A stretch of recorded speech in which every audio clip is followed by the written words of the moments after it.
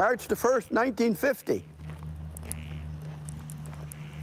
We had no electricity back when I was born. And there was what? I think about 3.5 feet of snow. Would be about that much snow? 3.5 feet? 1st of March, 1950. After I was born, they had to put my mother on a sled, bring her to the road, and take her to an hospital for care. I think it was because I was so ugly that she couldn't stand it. She had to go see what she could do. My name is Tom Kelly, and I worked at Cushman-McGuire Park for 34 seasons.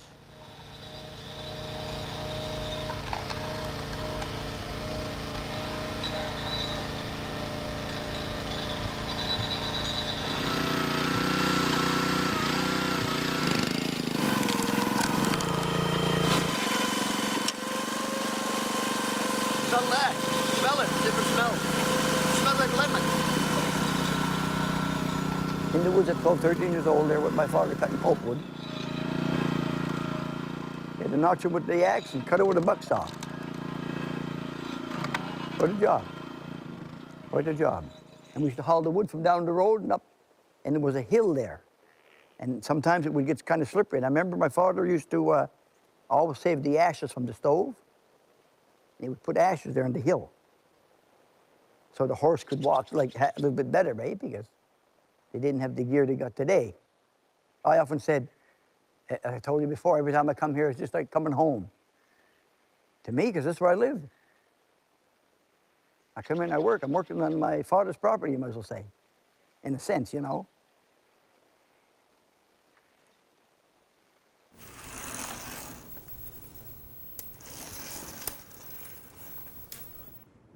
This is the one I did, just off the cuff, off the top of my head. It's supposed to, doesn't really look like, but it represents my brother Tom and I out hunting. This is a painting I did of Logiecroft. This is the old gas pumps that were still there, and some quarters that lived in here for the staff. And down here was some of the bait sheds, an area where they used to store all them nets, dry out the nets when they fished shad and salmon back in those days. This one here would be the old ice house where they stored the fish on the ice and the sawdust. They used to keep it there. And the old boats here, and there's an old scow they used for fishing some of the nets. And you see some of the buoys in here for the lobster traps. And you go down here, that's where the war starts, and it goes out to the end, which is missing on the end there. This would be a picture on the front lawn where we lived at the Ryan house, looking across towards Logiecroft. And on the right side here, my brother Tom and my father Larry, and two of my nephews and nieces here in the front. Maybe 1959, 1960, maybe a little bit later. Maybe 69, just before the park. Well, back in the 60s, actually I was in 1967, I went to Germany. I was in the military, posted to Germany. I was in Germany during all the expropriation of the park. The only information I got about the park was my letters to my mother and the rest of the family. And occasionally she'd send a clip from the newspaper to let me know what was going on. I had no interest in it really, in protesting. There's no sense anyway. The government is the government. The government takes whatever they want. They do whatever they want with it. And there's, being in the military, you understand that. You know there's nothing you can do about it. It's a done deal from the start. And it's going to happen. Man come knock at your door there and say, well, you got this your final offer, Mr. Kelly. Sorry, but that's my job to do that, and I've got to present you with this paper. You look at that document, you got till the 17th of October to move out. Or else we'll be coming in to move you, evacuate you. So what do?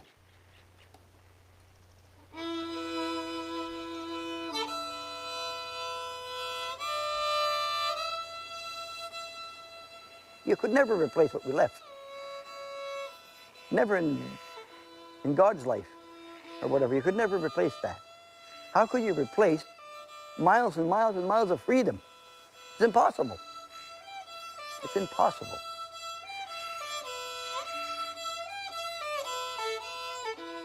That was my biggest grudge against what happened, because we never got what the family deserved. And my father was never treated right, and neither was most of the residents of the park. This used to be our old properties. When me and my brothers and sisters grew up as we were kids, this was so beautiful you could see almost right down to Logie Croft. But it grew up a lot now. Is that your cellar? Yeah, the source and the cellar was right here, yeah. This is this hollow right here. That's where the old house used to stand, right here. Right about here, yeah. And over there, like I said, that's where we used to play ball. And all the boys from Kelly Beach and up the river that could play ball, and the other side of the river would come over and we'd have a game of ball in the field here at night. And we fished a few clams with them and stuff, and you might pick up 4 or 5 pecks in the run of an afternoon. Yeah, I was born right out at the source there. I remember we used to, when we were kids, that's where our mother used to put all the old milk and butter. The only place we had to keep it. We used to come up and down here many, many times. Many, many times. Many times. See, years ago they had a walking bridge here, eh? They took it out. Yeah.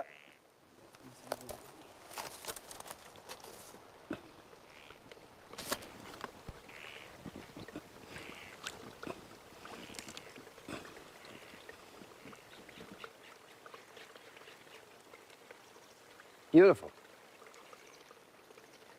And you put your hand in that water right here, and your hands is numb. My hand is numb.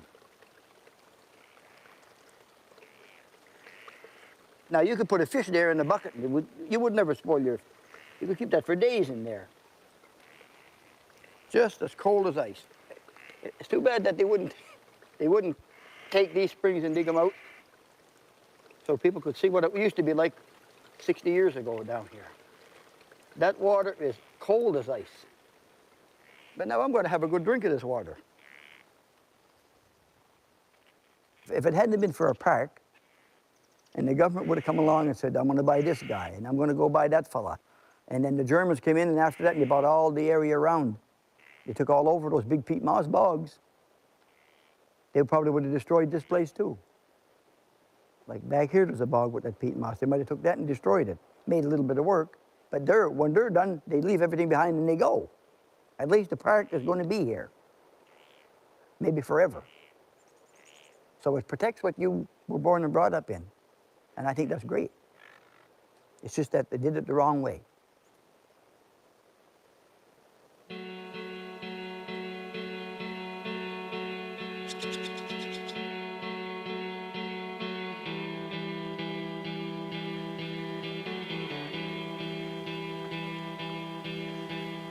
So that's part of the story of the Cushionback Park for me.